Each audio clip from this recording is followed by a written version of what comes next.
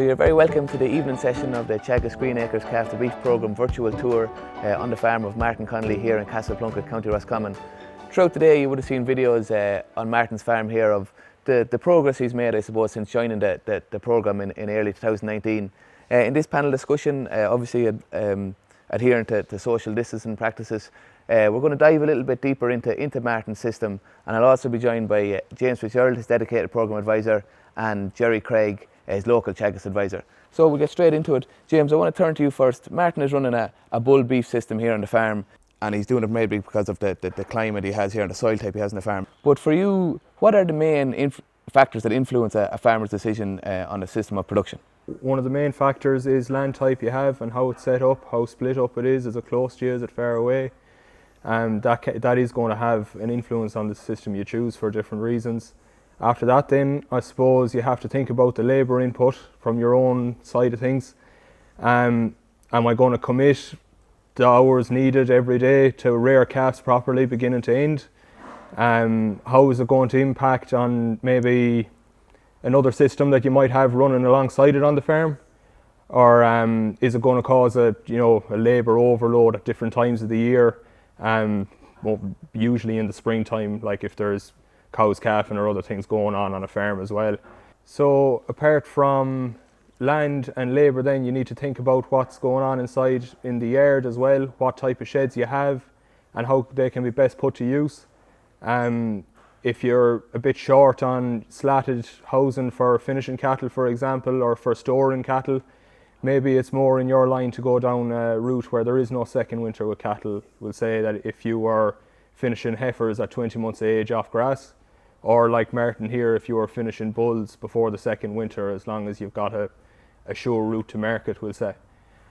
And then on the flip side of that, if you have a shortage of sheds that are suitable for rearing calves, you could think the opposite and go down a route where you're killing cattle at an older age, like 24 months or 30 months of age,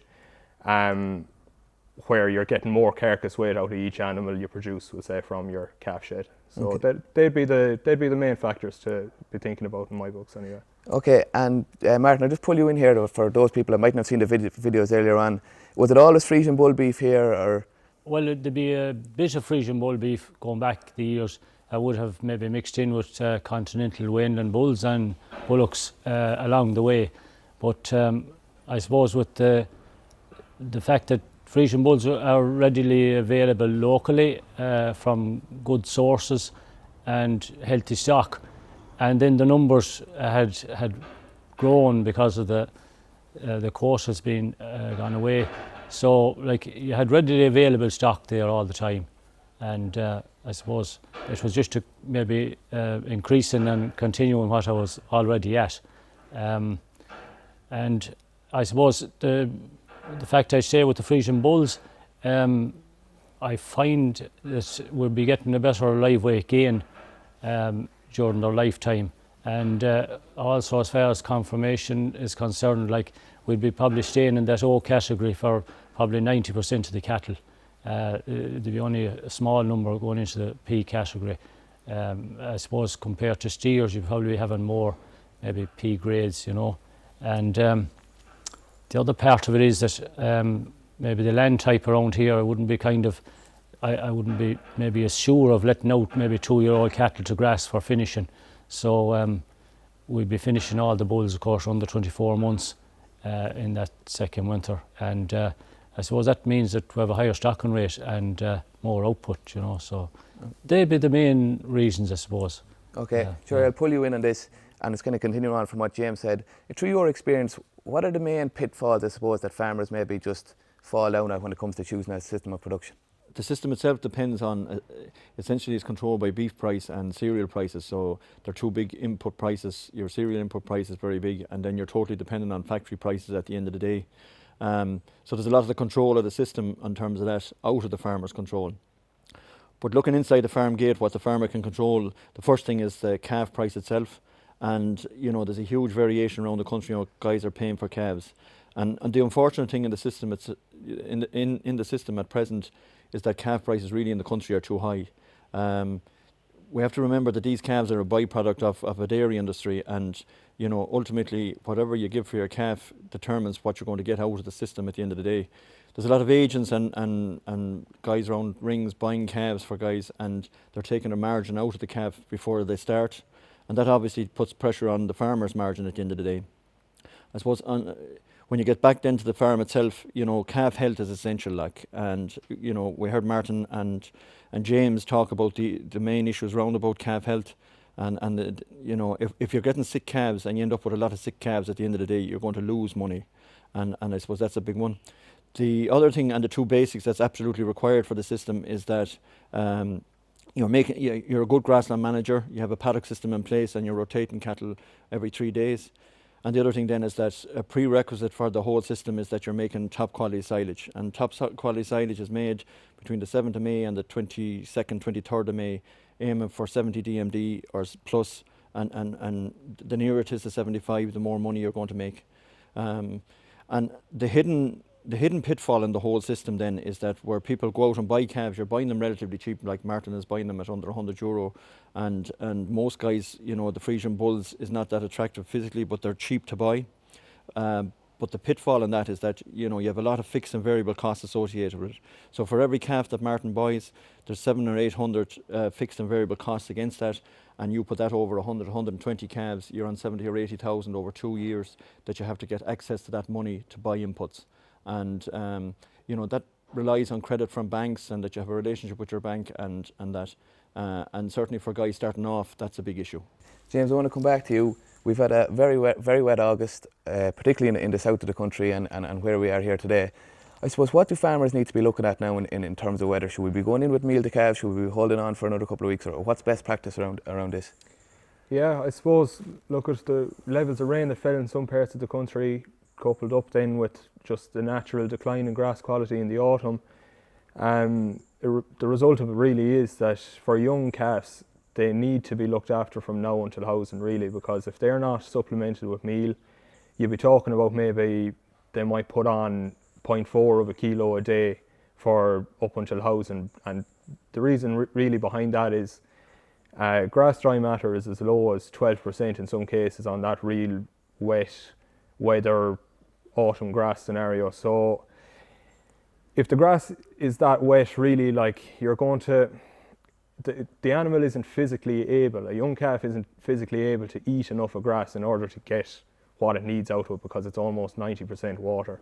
So I would definitely, from now until housing time, be going in with a kilo or even more of meal, just to make sure that you have a certain amount of dry feed got into them, and to keep them thriving at a rate of maybe 0.7 or 0.8 of a kilo a day up where it needs to be. Then kind of, I suppose for the older cattle then, if you're finishing cattle outside and supplementing them with meal outside, you might think, just based on the same logic, to up the rate of meal a small bit, just to keep them going and keep them thriving for yourself. And I suppose if you're unlucky enough that ground conditions have really let you down, it might be a better plan to house and finish from inside.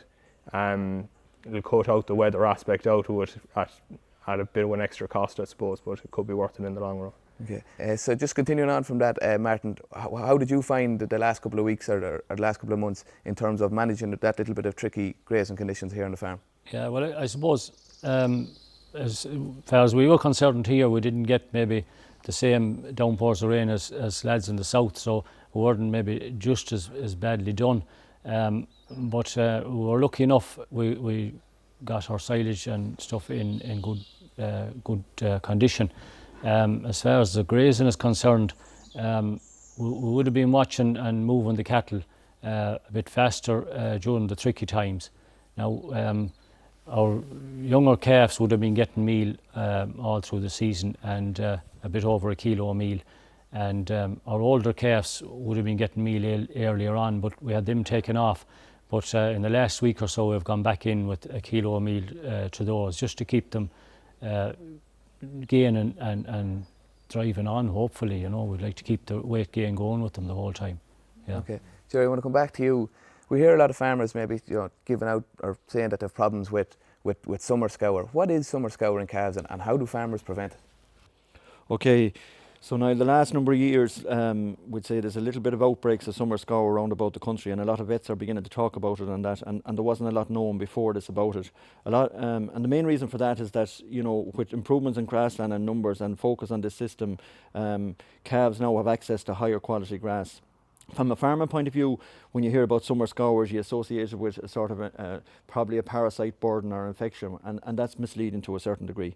Summer scour is caused by a metabolic disorder more so than anything else. So what you have is that the majority of the calves in the country, as we know, are born February to mid-March or Paddy's Day, and you know, those calves are hitting grass. They're on meal, they're inside, they're fed. You make the rumen with them as quick as you can, and you're trying to do that between 80 and 100 kilos. But those calves are hitting grass then in the month of May and June when you have peak growth. And what's actually happening is that where you're putting those calves out on lush pastures, which are very high in protein, high in nitrogen and then high in protein, at the calf stomach level, the microflora in the calf stomach becomes affected, because where you have an underdeveloped stomach, the calves aren't able to handle high levels of protein, which breaks down into urea. That's absorbed as urea into the bloodstream. But what you have is that the calf's stomach is incapable of absorbing that urea, and as a result of that, that actually turns to an acid and creates an acidosis in the stomach. So where you have the villi of the calf, which are long processes, they're actually sheared off altogether, and you actually get an acidosis or a burning of the calf's stomach. And the symptoms of that then is obviously when you have calves there, they're on good pasture, you're doing very well, but your whole group of calves then lose, empty out in a matter of a day or two, and they lose dramatic weight within a couple of days. And you know, it's really down to making sure, it's really down to, you know, giving calves access to grass that's suitable. And Jerry, if a farmer is unlucky enough to identify that they have a case of summer scour, what should they do then? Okay, so the first thing, Niall, is to take them in off the grass itself, take them off that, reduce down the sort of exposure to the ammonia in the calves, take them in, and obviously there's an acidosis in their stomach, so you have to go back and treat them like a sort of non-ruminant as such, like. So the ruminant is non-functional at this stage, so you get them back on meal and get them treated again. So in some cases there might be an argument for going back on to milk if they're not that long off milk, and you start to develop it from there. The difficulty with them is that they're wide open to secondary infection from pneumonias and that's usually what manifests or will kill them in the end of the day. We've seen over the years that they'll recover, but it'll take 6 to 8 weeks for them to recover, so long as they're not getting that rich grass again. And once the 2 months is over, they can work away on good grass after that. James, what other practices can we do in the early stages of a calf's life to make sure it's healthy and performs to the best of its ability? Yeah, I suppose it starts before you ever get the calf at all. It starts with where you get your calf. I suppose the lads in the Green Acres programme, we've done focusing on getting calves in good sized bunches from as few herds as possible, just to make sure that there's no huge disease outbreak or that type of thing. It cuts down on risk of that. So that's really where it starts. And then once you get the calf and get them in on your own farm, you have to get the environment right in the line of sheds, no drafts, good deep bed of straw, and get his diet right, have free access to meal and water at all times, and make sure that the milk replacer he's getting is properly mixed to the right spec and that kind of thing. Apart from that, then it's the Green Acres farmers as well are focusing on making sure that they put aside a few minutes at feeding time in the morning and evening, just to make sure they've checked that every animal has got up, ate its full feed, looks bright, looks healthy, and that definitely shouldn't be underestimated in the line of picking up problems and keeping calves moving on, catch a problem in time and cure it in time, instead of letting it spread around the shed or go to an extent where an animal can't be cured. So them are the main things we're focusing on really in the Green Acres programme. Okay. And Martin, have you made any changes to the way you used to rear your calves or implemented new practices here on the farm? Yeah, I think we're always making changes and trying to tweak the system to some degree. As James was saying there, I'm probably lucky enough that I source the calves from 3 or 4 local farmers, and they're coming in good and healthy, and that's a great start. And then, of course, to continue on that, we bring them in, and usually we're getting them in bunches of 10, and they go into their pen, and you know, there's plenty of bed and plenty of straw. You can't maybe emphasise the importance of having a good warm bed under them, and that the calf can cradle into the bed. And I suppose plenty of clean water, and introduce them to their concentrate straight away, so that they'll be nibbling at that, and gradually increasing their intake on that, and good quality milk replacer and proper heat. There's a lot of different little bits to be done. I suppose it's always hard to do them all, but you have to try and work at it, and get them settled, and then get into a vaccination program to help them on their way as well. Yeah. Okay.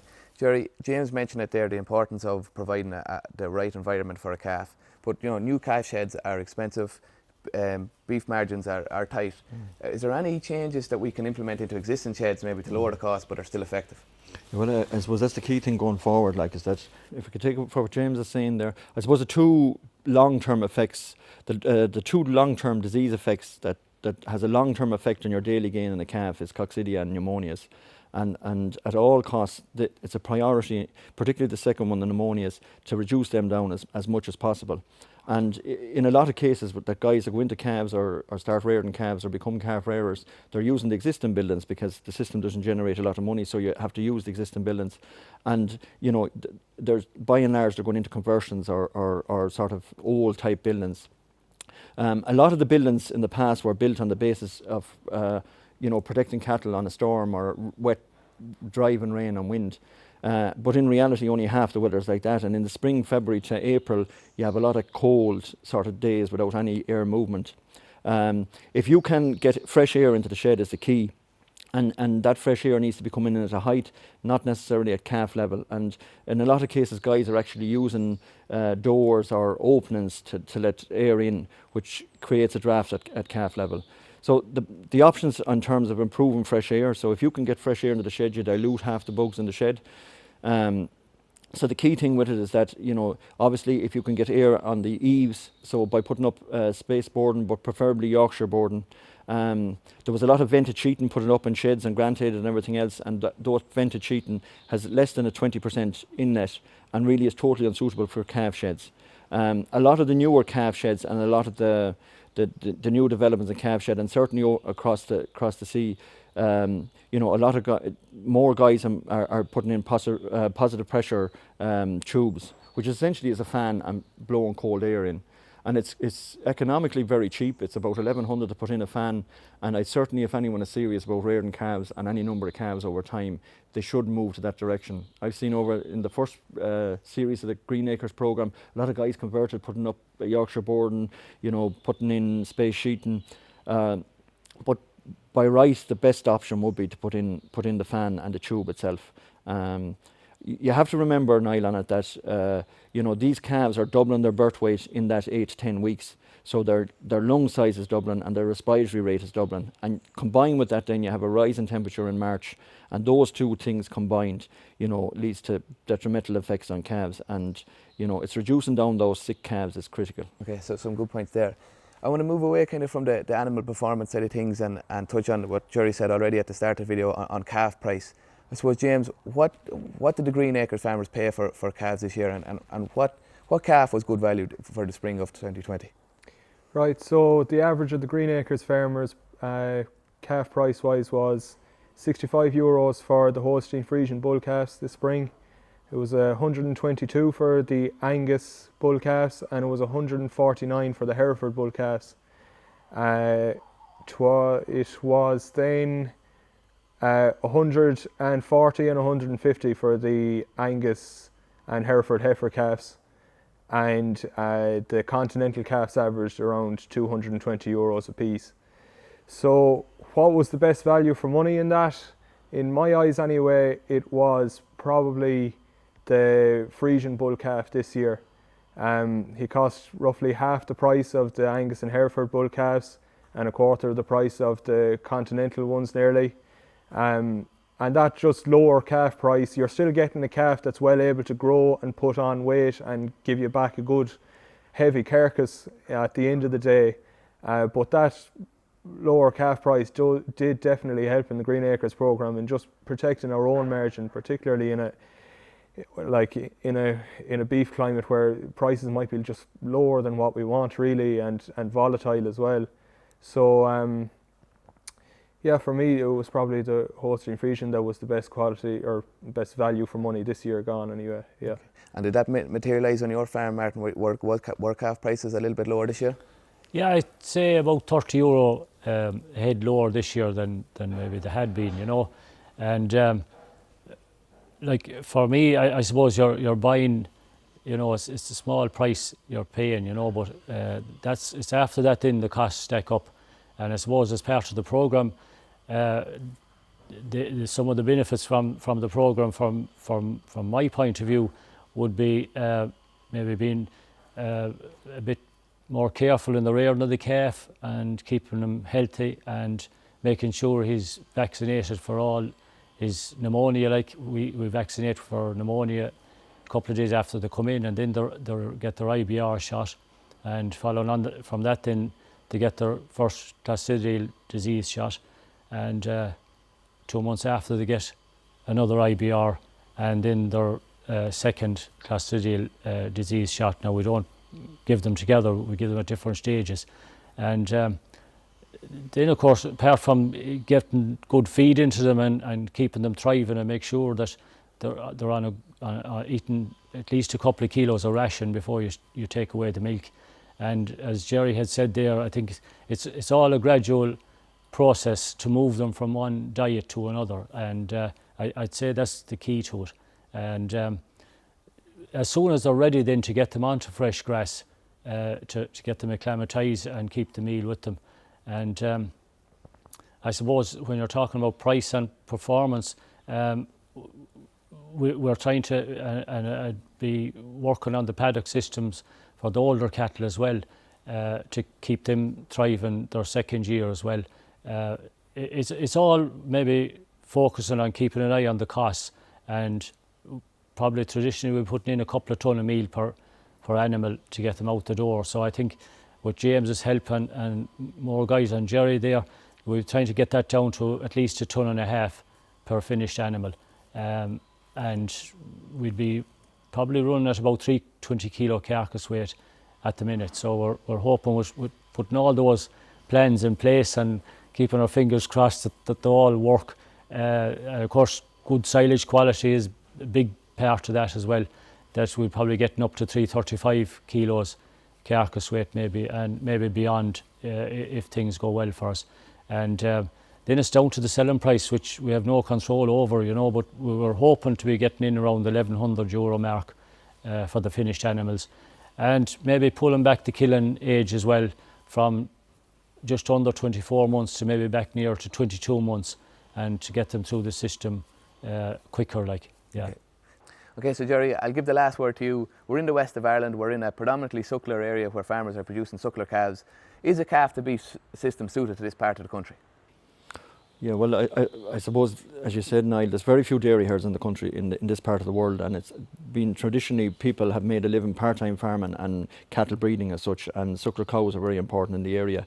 The difficulty with the suckler cow, and over the last number of years, is that climate tends to get wetter, and you have this difficulty that you have a long winter with cows, and you know, a cow requires 10 bales of silage for the winter, whereas a calf only requires 3 bales. And the challenge that is there is that you know, it's just, you know, in this part of the world we used to traditionally always calf rear. There was calves brought from the south and reared, but that has been lost. For I heard Martin speak about it there during the week, that you know, that tradition has sort of been lost to a certain degree.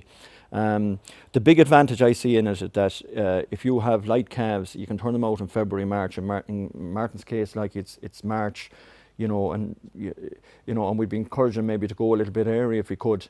The other side of things then, in the other shoulder of the year is October.